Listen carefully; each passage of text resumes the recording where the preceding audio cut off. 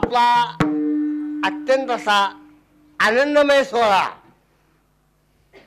संत निळोबाराने सांगितले, भजन प्रवचन कीर्तन कुठे होत असतं त्याला भाग्यवंत लागतात, भाग्यवंता घरी भजन पूजन. आता आपण कालेचं कीर्तन जे आहे, आता आपला समारोपाचा दिवस आहे, आनंदाचा दिवस आहे. आपण इथं काला करणार आहोत. भगवंत इथं आता आलेले आहेत. आता भगवंत इथं आहे. आता भगवंत इथं आत नाहीत. इथं नाम आहे, देव आहे आणि कथा आहे. तर आपण आता कालेच्या कीर्तनाला सुरुवात करूया. राम कृष्ण हरी जय जय राम कृष्ण हरी जय जय राम कृष्ण हरी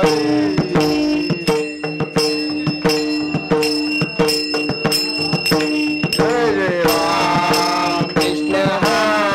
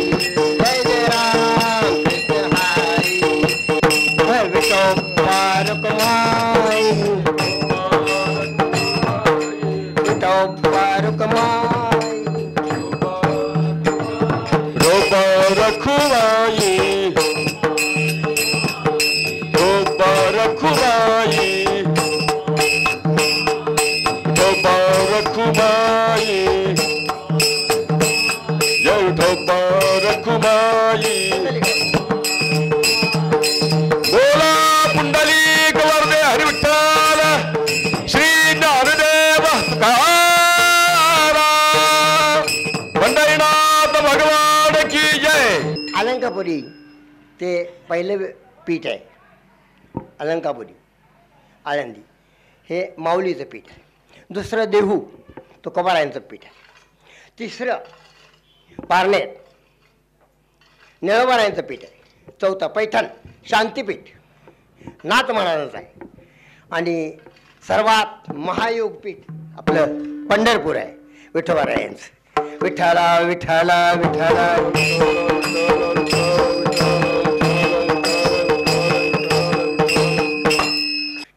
रामकृष्ण. आता ही खटपट सगळी कशी चालली आहे सांगतो.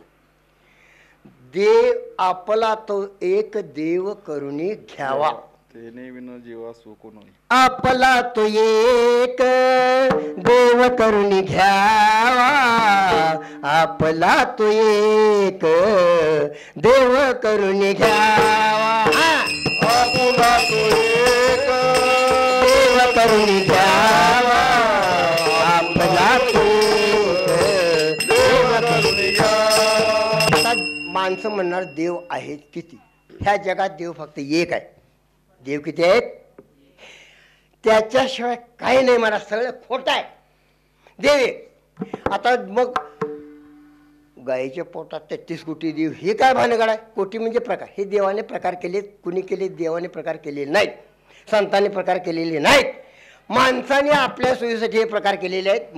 मात्र आपण एक लक्षात ठेवायचं, इथं आज एकच आपला ठाम टिक्का देव किती आहे? फक्त एक. म्हणून तो जो आपला जो देव आहे तो आपला करून घ्यायचा. आपला करून घ्यायचा म्हणजे देव तसा होत नाही. तर सर्वात ह्यातले जे श्रेष्ठ आहेत माऊली, हे सगळी माणसं म्हणतात की माऊली ह्या ज्ञानेश्वर महाराजांना एवढं ज्ञान आलं कुठून? त्याला वरिष्ठ पुरुषी म्हणतात. त्यांना काय म्हणायचं? ते ज्ञान आलेलं नसतं. जन्माच्या अगोदर 3 वर्ष त्यांना ते ज्ञान मिळालेलं असतं. महाराज सूर्य उगवायच्या अगोदर तांबडं फुटतोय की नाही, प्रकाश पडतो. तसं जे वरिष्ठ पुरुष आहेत, ज्ञानेश्वर माऊली असतील, योगी असतील, योगी पुरुष, जी ऋषी संस्कृती होती पूर्वी, ऋषी संस्कृती आहे, वानर संस्कृती आहे, मानव संस्कृती आहे, दानव संस्कृती आहे. आणि या सगळ्यांचं मॅनेजमेंट केले प्रभू रामानी. हे अवतार आहेत देवांचे. देवांचे अवतार किती? अनंत अवतार आहेत. मुख्य अवतार 6 सांगितलेत आपल्या गर्ग साहित्यामध्ये. अंश, अंशत, वेश, पूर्ण, परिपूर्ण आणि उत्तम. आता ह्यापैकी राम अवतार हा पूर्ण अवतार आहे. आता पूर्ण अवतार कोणाला म्हणायचं आणि परिपूर्ण अवतार कोणाला म्हणायचं, आणि मग मी माझ्या कीर्तनाकडे येतो. पूर्ण अवतार जिचं कार्य आहे परंतु निर्णय घेण्याची ताकद नाही. राम कार्य करत होते, आचरण होतं का नाही, पण तो कसा जर निर्णय घ्यायचा म्हटला वाल्मिकी ऋषी गडबड करायची, ते निर्णय घेत नव्हते. म्हणून राम पूर्ण अवतार आहे. काल्याचं कीर्तन तुकोबारायांची जी गाथा आहे आणि माऊलींची ज्ञानेश्वरी, त्यांनी जाताना काय दिलंय आपल्याला, तुकाराम महाराजांनी गाथा दिलाय, त्याच्यातला हा अभंग आहे. उपजून या पुढते येऊ काला खाऊ दही भात. आता येणारे कोण आहेत? तुकाराम महाराज. कुठून येणार आहेत? वैकुंठातून येणार आहेत. कुठे येणार आहेत? आपल्या मृत्यू लोकात येणार आहेत. आणि कशासाठी येणार आहेत? काला खाण्यासाठी येणार आहेत. आता काला का खायला येणार आहेत ह्याचं उत्तर तुम्हाला मी सांगतो, त्याचं खंडन करतो आणि मग सांगतो. आता महाराजांचं जे पहिलं प्रमाण आहे कोणतं? उपजून या पुढती येऊ काला खाऊ दही भात. आता दही भातच का खाय जाऊ? नैवेद्य करतो, दही भाताचा नैवेद्य दाखवतो का नाही? कुठलाही नैवेद्य केला, केळीचं पान दही आणि भात असतो, बरोबर आहे. आपण जे खातो, माणसं अलीकडे काय खातात महाराज, काय सांगायचं? आजपासून एक लक्षात ठेवायचं. आता मी त्याचं नाव घेत नाही बाबा, मला पाप लागेल मोठे, नको आहे ते खायचं नाही बघा, तिकडे बघायचं सुद्धा नाही, तसल्यांची संगत करायची नाही. तुम्ही एकट्या राहावा, खरं त्या माणसाकडे तुम्ही जाऊ नका. जे दुसऱ्याची पोराबाळा फाडून खातात त्यांचं कशाला नाव घेता आणि कशाला त्यांच्याजवळ जाता? अजिबात जायचं नाही. आपण दास कोणाची आहे? पंढरीनाथांची. आपण काय खायचं आहे? दहीभात, सात्विक. दहीभात हे सात्विक आहे. म्हणून उपजून या पुढती येऊ काला खाऊ दहीभात. मग या महाराजांचं पहिले येणारे कोण आहेत? तुकाराम महाराज. ते कोणाच्या विषयात येणार आहेत? गोपाळाच्या विषयात येणार आहेत. गोपाळा आपल्या इथं आत्ता इथं. आणि येऊन काय कशासाठी येणार आहेत? आत्ता सांगितलं मी, वैकुंठात. वैकुंठातून इथं. वैकुंठात काय काला नाही का? वैकुंठात काला नाही. म्हणून आता पहिलं चरण जे काय? उपजून या पुढती येऊ काला खाऊ दहीभात. आता महाराज वैकुंठ म्हणजे काय तुम्हाला सांगतो. वैकुंठ कधी? वैकुंठात कोण असतं? माणसामध्ये स्वर्ग आपला हे मृत्यूलोक आहे. इथं माणसं असतात ज्याला 2 हात 2 पाय 2 डोळे 2 कान असतात, ती माणसं मृत्यूलोकात असतात. वैकुंठात देव आणि संत असतात. त्याच्या पुढे ब्रह्मलोकात ब्रह्मदेव असतो, त्याला सत्य लोक म्हणतात. आणि शेवटचं इंद्रलोक, तिथं इंद्र असतात. असे लोकांचे 4 प्रकार. आपण आपली साधे सुधी माणसं, आम्ही मृत्यू लोकात आहे. आपण आपलं साधं भगवंताचं नाम घेणार, रामकृष्ण हरी म्हणणार. दररोज काय असं नसना, जेवताना वदनी कमळ घेता म्हटलं की त्या अन्नाचं रूपांतर प्रसादात होतं. जेवताना आपण म्हणतो की घ्या घ्या घ्या घ्या काय, असं नाही का. जेवताना एक 5 मिनिटं शांत बसा. कसं जेवावं? बसायला पाठ, मागं पाठ, पुढं पाठ, बसायला ताट, अत्तराचा घमघमाट, दिव्याचा संसराट, अगरबत्तीचा धुमवाट, आपला अगरबत्ती असू दे, धूप असू दे, सगळं वातावरण सगळं अगदी प्रसन्न झालं पाहिजे. प्रसन्न प्रसन्न माणसाला वाटलं पाहिजे आहे. आपण तुकारामाने काय खाल्लं होतं? रांधलेल्या कन्या. खरं ते कशा खाल्ल्या देवाच्या दारातील? ऋषिकेश आले होते तुकारामाच्या घरात. संत श्रीमंत नसतात, खरं त्या रांधलेल्या कन्या त्या दर्जाच्या पाण्यामध्ये त्यासुद्धा खाल्ल्या देवानं आवडीनं. तसं तो प्रसाद जो असतो, अन्न जे असतं, ते आवडीनं आज आपण खाणार आहोत. आता इथं काल्याला प्रसाद केलेला आहे पाटील साहेबांनी. केवढं मोठं भाग्य आहे. एवढा प्रसाद लोकांना देणं साधी गोष्ट आहे का? माणूस एक घरात आला की ही कोणाने संघ आले आणि 2 आले द्यायला, हे काय दांडगा भोग झाला बाबा. तर बायको म्हणतो तुम्हाला काय काम नाही बघा, सांगत होतो 5 माणसाला जेवण 10 आणल्यात, तुम्हीच जावा. आता काय करायचं? तसं नाही. एक घास होतो माऊली तुमच्या पायापून सांगतो, तसं कोणाला काय करायचं नाही. आतापासून आपला ठाम विश्वास चतकुर ना एक घास द्या. आता सांगले बघ, कवन काही काल्याची. कवन म्हणजे घास हो. कवन म्हणजे काय असतो? घास असतो. ह्या काल्याचा एक घास भरवायचा असतो आपण, बाकी काही नको. कोणाची पोटं काय कमी आहेत काय? कोणाला काय कमी आहे का जगात? ज्याचं त्याचं पोट भगवंतानं पोट भरण्याची व्यवस्था केलेली आहे. आम्ही तुम्ही काय व्यवस्था करतो? ढेकळं. आम्ही तुम्ही एकच फक्त करतो झालं. असू द्या, चला. तर वैकुंठ हे देव जिथं राहतात त्याला वैकुंठ म्हणतात. मग येणारे वैकुंठात तिथं काला नाही का? वैकुंठात काला नाही. आता का नाही? तिथं जाईन तिथं का नाही? तर वैकुंठात तिथं देव नाही. म्हणून देव कुठं आहे? आता इथं आहे. आता देव इथं आहे म्हणून काला आपल्या मृत्यू लोकात आहे.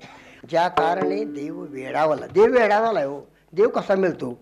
देवासाठी भाव लागतो. देवाला काही लागत नाही. तुकाराम महाराजांनी सांगितलं, काही न लगे अनेक देव देवा एकची भाव बस माणसाला काय लागतो? भाव. आणि त्याच्यासाठी माणसाचा भाव लागतो. देव फुकट मिळत नाही. काला हा कुठं होतो? काला देवादेवात होत नाही, काला भक्तात होत नाही. तर काला कुठं होतो? काल्यासाठी दोन गोष्टी लागतात. काल्यासाठी देव लागतो आणि काल्यासाठी भक्त लागतो. देवामध्ये आणि भक्तामध्ये काला होतो. म्हणून इथं तुकाराम इथं आलेले आहे. विठ्ठला विठ्ठला.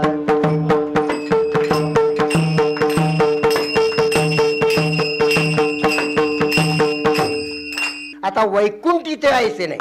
वैकुंठात आयसे नाही म्हणजे काय? वैकुंठात फक्त काला नाही, वैकुंठात सगळं आहे. तिथं माणसं आहेत, बुद्धी आहे, सर्वांना सगळं आहे. मग माणसाने तुकाराम मना विचारलं, महाराज मग वैकुंठात काला नाही तर राहू दे, तुम्ही ब्रह्मलोकात जावा, तिथं काला आहे की नाही बघा, तिथं करा, इथं आमच्यातच का? तर तुकारामाने सांगितलं, स्वतः ब्रह्मलोकाला गोपाळाचा वेश घेऊन काल्यासाठी मृत्यूलोकात यावं लागलं, म्हणून तिथेही काला नाही. मग आता पुढं का त्याच्यापेक्षा पुढची जरा खाली या, इंद्रलोकात जावा. इंद्रलोक म्हणजे भोगभूमी. आता जरा तुम्हाला सांगतो, भोग अष्टभोग आहे. देवाने अष्टभोग सांगितले. सुगंध, अन्न, वस्त्र, तांबूळ म्हणजे पानाचा विडा. ज्यावेळी जेवण झालं की पूर्वी राजे महाराजे जात असलेल्या पुरुषाला 13 पदार्थ असलेला पानाचा विडा द्यायचे. ते अष्टभोग देवानं सांगितलेले आहेत. आता मी सांगितले की नाही 5 भोग, ते 5 दान आहेत, हे अष्टभोग आहेत. मग अष्टभोग तिथं असल्यामुळे ती भोगभूमी आहे, त्यामुळे तिथं काला होऊ शकत नाही. ही कर्मभूमी आहे, म्हणून इथं काला होऊ शकतो. लक्षात ठेवा, आपलं मृत्यूलोक ही कर्मभूमी आहे. कर्मभूमीत काला होतो, कारण कर्माचं फळ इथं येतं. भोगभूमीत कर्माचं फळ येत नाही, म्हणून काला हा आपल्या मृत्यूलोकात होत असतो. माऊली ज्ञानेश्वर किती वर्ष जगले हो? 22 वर्षी त्यांचं. मग त्याच्या मला 16व्या वर्षी यम आला न्यायला, महाराज तुमची आता संपलंय, मी न्यायला आलोय. तेवढी निवृत्तीने 2 बोटं केली. याचा अर्थ काय? 2 वर्षांनी या. 2 वर्षांनी परत ये मला, परत 2 बोटं केली. म्हणजे आता 16 आणि 2 18 आणि 2 20 झाली. बरं म्हणजे ठीक आहे. आणि 2 वर्षांना आला. त्यावेळी मुक्ताबाई आपली चितकला जी सगळ्या विद्यांची हे आहे, ते मुक्ताबाईंनी 2 बोटं केली. मग यमाला म्हणाली, ही 2 बोटं म्हणजे तुला काय 2 वर्ष वाटली हो? म्हणाली 2 बोटं म्हणजे काय आहे? एक बोट म्हणजे सूर्य आणि दुसरं बोट म्हणजे चंद्र. माझा ज्ञानदेव दादा तुझ्याबरोबर कधीच येणार नाही. जोपर्यंत चंद्र आणि सूर्य आहेत 2, तोपर्यंत ज्ञानेश्वर माऊली ह्या पृथ्वी लोकावरती इथंच राहणार. अशी माऊलीची आपली मोठी आघात शक्ती आहे महाराज. अमरावती ओस पडली. अमरावती मी कधी जिथं इंद्र राहतो ती अमरावती. आता ही अमरावती जी आहे ती भोगभूमी आहे, तिथं काला होऊ शकत नाही. म्हणून महाराज काय म्हणतात, अमरावती सगळी ओस पडली. ते कुठे आली? इकडे काला खायला आपल्या मृत्यूलोकात आली. मग हे देव भाव विसरते, देव आपला देव आणि भाव सगळा देव सगळं विसरून जातात. अशी अमरावती न सगळे लोक इथं आले, आपल्या मृत्यूलोकात काला बघण्यासाठी आली. मग लोक म्हणू लागले, महाराज ठीक आहे, काला वैकुंठात नाही, काला ब्रह्मलोकात म्हणजे सत्यलोकात नाही, काला इंद्रलोकात म्हणजे अमरावतीत नाही. मग काला आहे कुठं? तुकाराम महाराजांना लोकांनी विचारलं. तर तुकाराम महाराजांनी त्यावेळी उत्तर सांगितलेलं, त्याचं खंडन केलेलं आहे. मी जो काला करणार आहे, महाराज म्हणजे तुम्ही कुठं काला करणार आहे? तर म्हणजे मी वाळवंटात करणार आहे. आता वाळवंट कुठं आहे? हे जनाबाई काय म्हणते, पंढरपूरचं वाळवंट तेच माझं वैकुंठ. म्हणजे वाळवंटात मी काला करणार. का करणार? महाराजांनी सांगितलं, जे शेवटचं चरण आहे, तुका म्हणे वाळवंट बरवे नीट उत्तम. आता ह्या प्रमाणाची किंवा ही जी ओवी आहे प्रमाणातली, तिचं जरा थोडंसं खंडन करतो म्हणजे तुम्हाला कळेल. तुकाराम महाराज ह्या अभंगातून काय संदेश देतात आपणा सर्वांना. तुका म्हणे वाळवंट बरवे नीट उत्तम.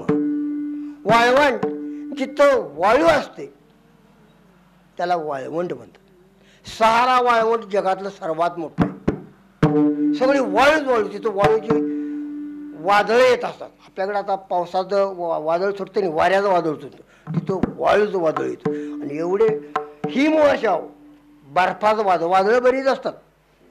पावसाचं वादळ आहे, वाळूचं वादळ आहे, बर्फाचं वादळ आहे, वाऱ्याचं वादळ आहे, पावसाचं वादळ आहे, माणसाच्या भांडणाचं वादळ आहे, काल्याचं वादळ आहे. इथं आता काल्याचं वादळ आहे. आत्ता इथं सगळीकडून काला यायला लागलाय. अवरू इथं चंदूर साधनी सगळ्या परिसरात नाही लोक यायला काल्या. तर ही वादळ इथं सुरू झाली आता. मग वाळवंटामध्ये काहीही उगवत नाही. म्हणजे काय, तुकाराम महाराजांना पुनर्जन्म घ्यायचा नाही. घेणार ते परत परत येणार. कशासाठी? फक्त काला करण्यासाठी. परंतु ज्या माणसाच्या 84 लाख योनी आहेत, तो मानवाचा आम्हाला जन्म नको म्हणून ते वाळवंटात काला करणार. मग बरवे शब्द वापरला. बरवे म्हणजे वातावरण चांगलं पाहिजे आपल्याला. वातावरण पोषक वातावरण आहे.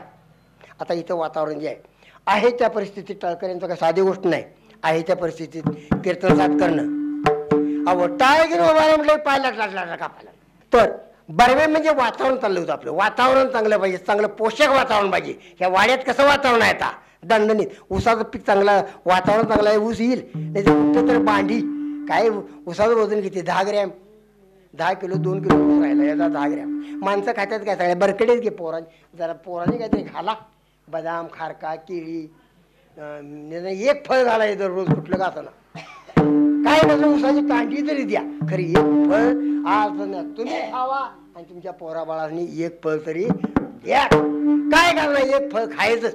तर हे जे आले तुकाराम महाराज 53 संत उद्धार आल्यात. कुणाचा? आपला तुमचा उद्धार करण्यासाठी.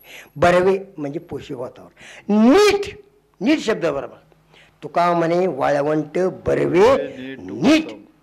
मार्ग नीट पाहिजे. आता पाटलाच्या वाड्या याला रस्ताच नाही. हे असं आता काय इकडे धडकले तिकडे धडकले, येता येता आज धोतारा आडले, धोतार फाटले. वाट नीट पाहिजे. वाट कशी पाहिजे? नीट. मग भगवंताकडे जाण्याची नीट वाट कुठली असेल तर नाम स्मरण. म्हणून बरवे, वाळवंट, बरवे आणि नीट आणि उत्तम. उत्तम शब्द त्याचा उत्तम. हां, अरे वा. काय आपले आम्ही शेरा मारतो. आम्ही शैक्षणिक क्षेत्रात काम केलेलं आहे. त्यावेळी त्या माणसाच्या त्याला कॉन्फिडेन्शियल रिपोर्ट म्हणतात किंवा गोपनीय अहवाल म्हणतात.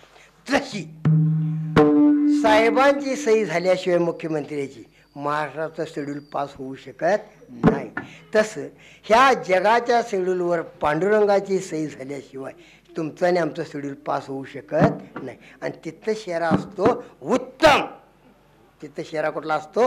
उत्तम. मग तिथं काही शिल्लक नाही महाराज. 84 लोकीचा तुम्हाला जन्म ह्या योनी घ्यावा लागणार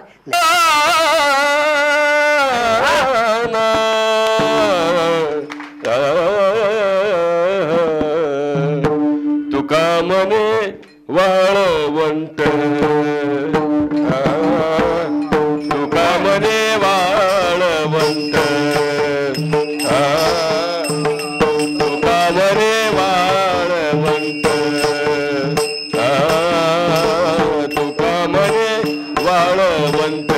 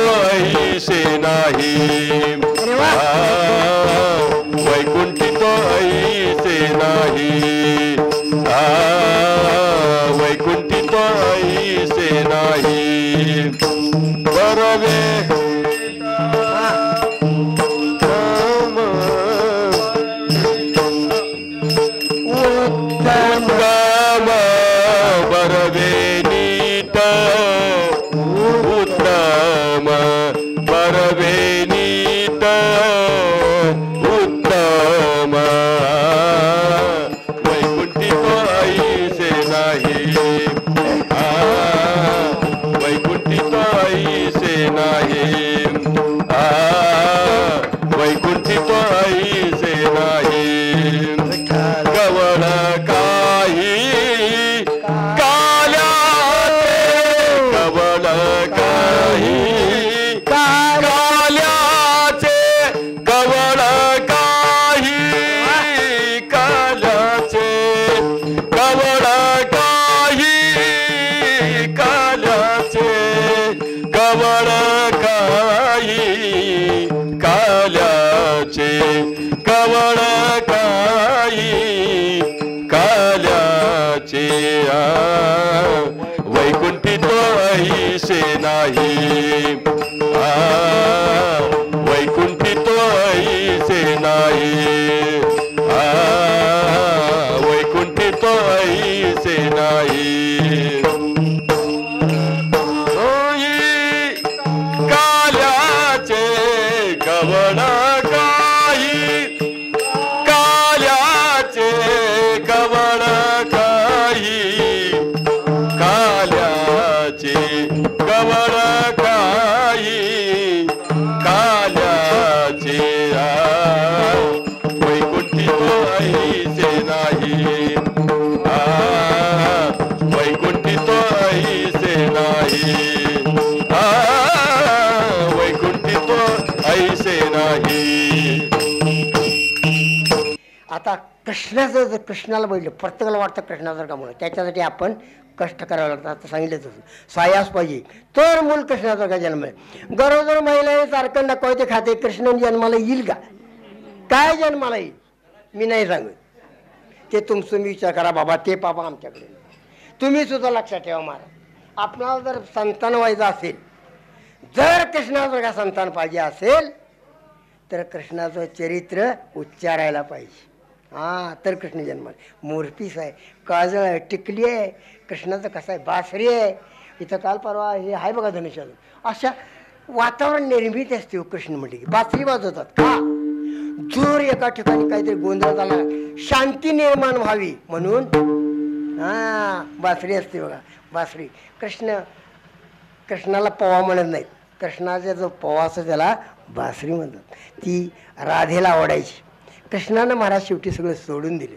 राधा ही कोण होती प्रेम कुणावर करावं आणि कसं करावं हे कृष्णानं सांगितले. तर काल्याच्या चित्रणामध्ये कृष्ण चरित्र सांगण्याचं कारण एक ते चरित्र उच्चारलं की आपला हा सप्ताह जो आहे तो परिपूर्ण होतो. त्या सप्ताहाची परिपूर्णता होते म्हणून कृष्णाचं चरित्र उच्चारलं. नुसती सप्त्याची परिपूर्णता होत नाही. सप्त्यामध्ये जे सहभागी घटक आहेत त्यांचं परिपूर्णता होते. नुसती त्यांची होत नाही. इथं जी लोक श्रवण करायला आलेत त्यांच्या घराची परिपूर्णता होते. त्यांची परिपूर्णता होत नाही. ते ज्या गावात आहेत त्या गावाची परिपूर्णता होते उद्धार होतो. ते ज्या गावात देशात आहेत त्या सगळ्यांचं परिपूर्णता होते म्हणून काल्याच्या कीर्तनाला कृष्णाचं चरित्र उच्चारावयाचं आहे. विठ्ठल विठ्ठल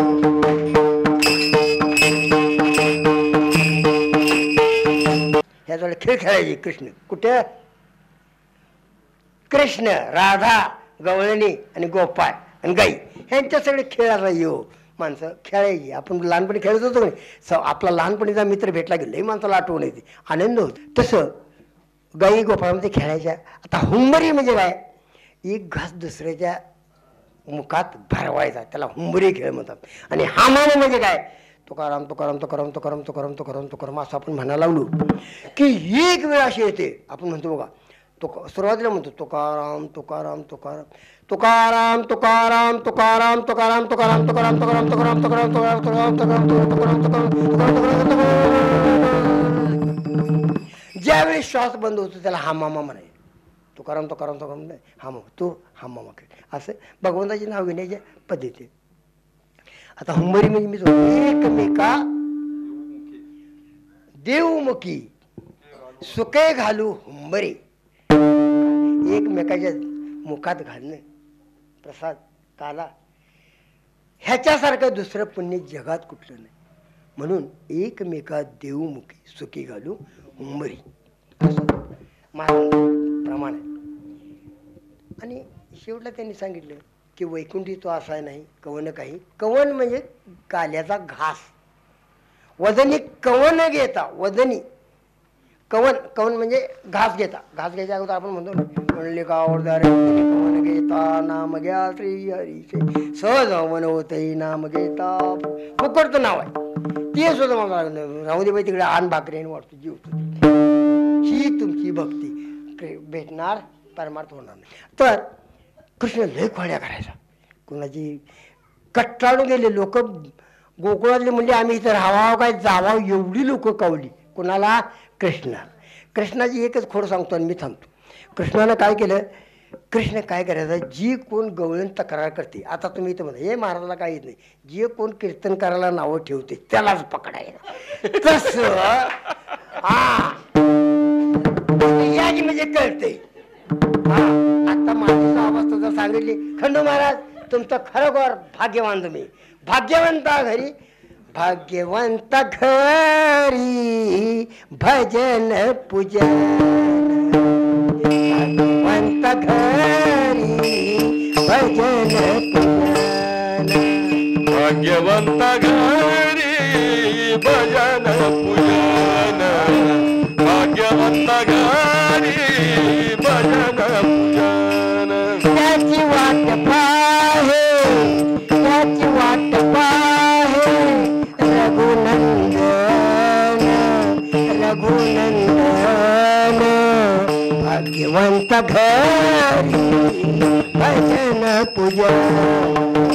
भाग्यवंत घरी भजन पूजन. गोकुळामध्ये खोडी झाल्या. त्या गोकुळामध्ये सुंदर असं आपण श्रवण केलं सर्वांनी. आणि माझ्या मुखातून जे काही 4 शब्द बाहेर पडले असतील तुम्ही सुंदर चिताना ऐकलं. आणि या ठिकाणी काल्याच्या कीर्तनाला मिळा. ज्ञानेश्वरा